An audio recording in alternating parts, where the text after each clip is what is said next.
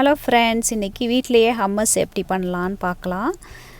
அதுக்கு ஊற வச்ச கொண்டக்கடலை, அதில் சால்ட்டையும் பெருங்காயத்தையும் சேர்த்து நல்லா சாஃப்டாக குக் பண்ணிக்கிட்டு இந்த வடிகட்டி 2 கப் அளவுக்கு இருக்குது. அதை ஃபுட் ப்ராசஸரில் சேர்த்துக்கிறேன்.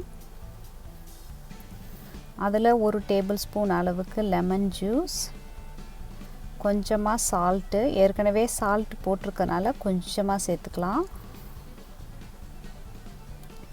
அதில் 1 டீஸ்பூன் அளவுக்கு சீரகம், 2-3 பூண்டு பல், 1 டீஸ்பூன் அளவுக்கு எள் அலர்ஜி இருக்கவங்க எள் சேர்க்காம கூட அரைக்கலாம், நல்லா தான் இருக்கும். ஆயில், அதுக்கப்புறம் சிவப்பு மிளகாய் இல்லைன்னா மிளகாத்தூள் சேர்த்து நல்லா நைஸாக அரைச்சி எடுத்துக்கலாம்.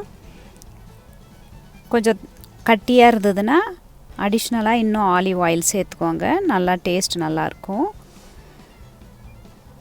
அவ்வளோதான், ரெடி. சாப்பிட்டு பார்த்துட்டு சொல்லுங்கள். தேங்க்யூ.